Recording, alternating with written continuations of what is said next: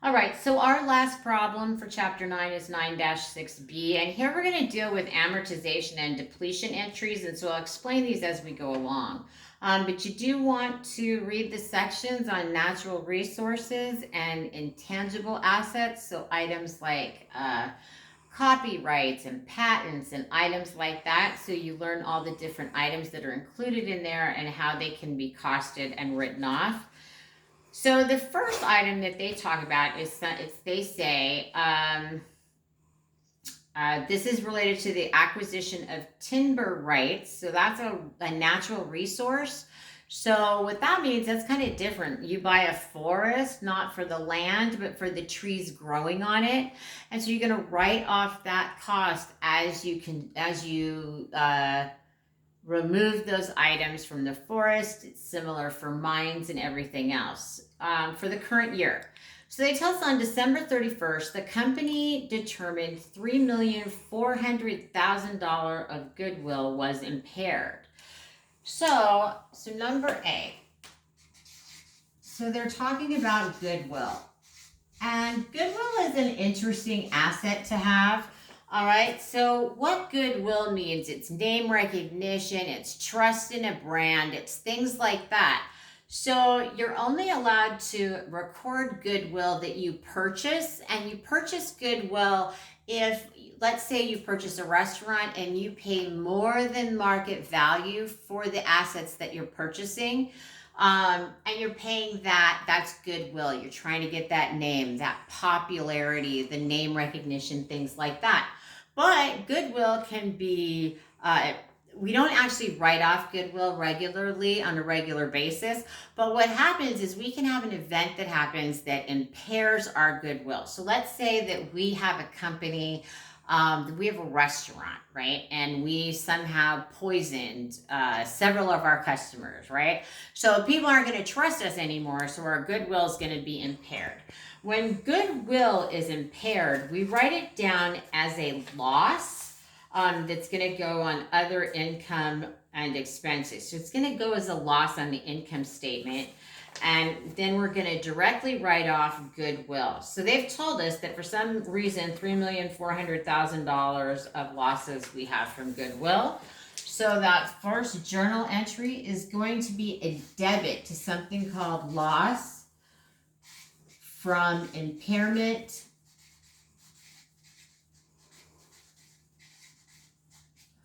of goodwill. So we're going to have that down there. We're going to debit that account for $3,400,000. And then we are going to directly write off that asset, which is goodwill. So we're going to mark that down. Goodwill is an intangible asset. We do show it on the balance sheet. We don't like have a regular depreciation method or anything for the cost of it, but we can write down when it's been impaired.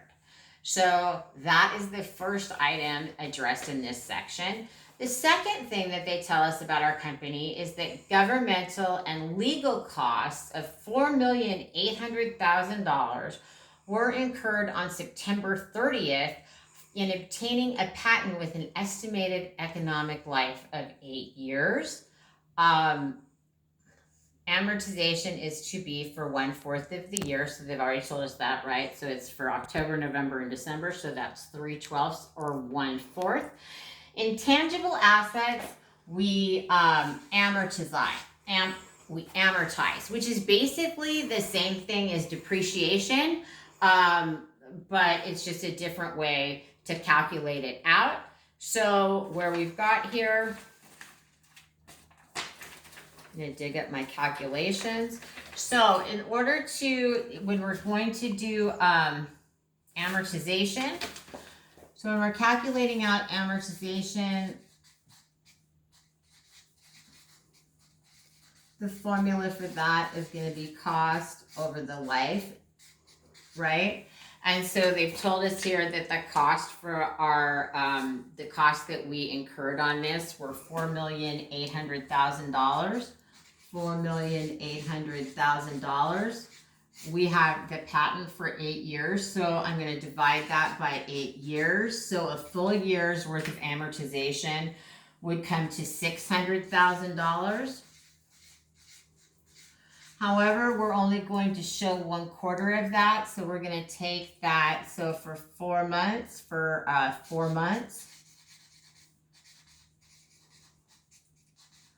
that's going to equal the $600,000 times 1/4, which is going to equal $150,000. So now we can record our journal entry here. Here again, we're going to have our amortization expense. So the journal entry is an amor.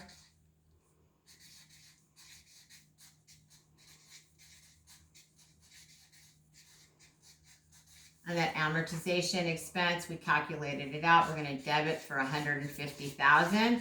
And then we're going to write that patent directly off. So by crediting it. So it's a little different in depreciation in that we don't have like an accumulated amortization account. We just write off the patent directly.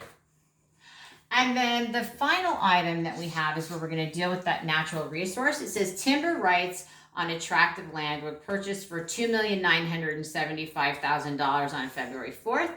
The stand of timber is estimated at 12,500 board feet. And during the current year, 4,150,000 board feet of timber were cut and sold. So now we're going to look at depletion. Depletion is kind of like our units of production. So we come up with a depletion rate.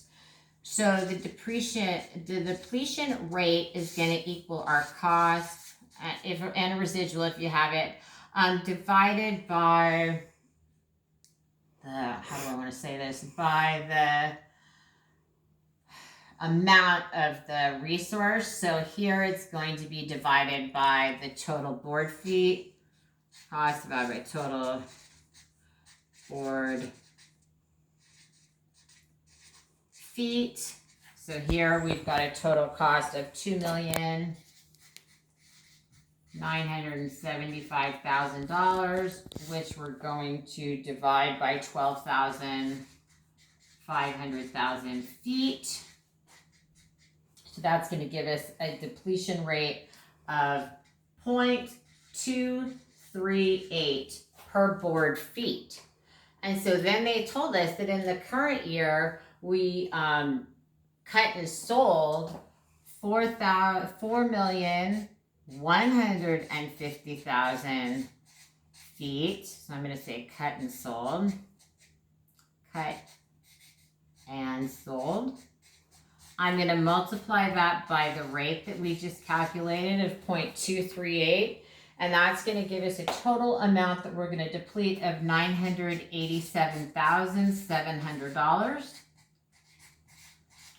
Right there. So now when we do depletion, we actually do have a contra asset account called accumulated depletion. So our journal entry is going to be a debit to depletion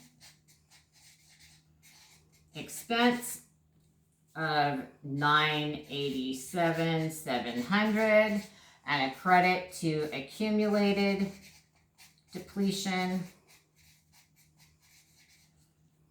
of $987,700.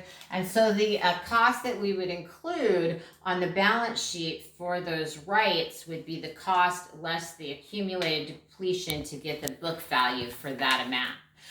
So that's how we solve problem 9-6B. So as we're at the end of the chapter, if you have anything that you want to email me about with regards to these problems, let me know. Also, if for some reason you can't see what I'm doing while I'm working on here, let me know, and my famed cameraman and myself will try to figure out how to make this look better for you. Thanks. Have a great week.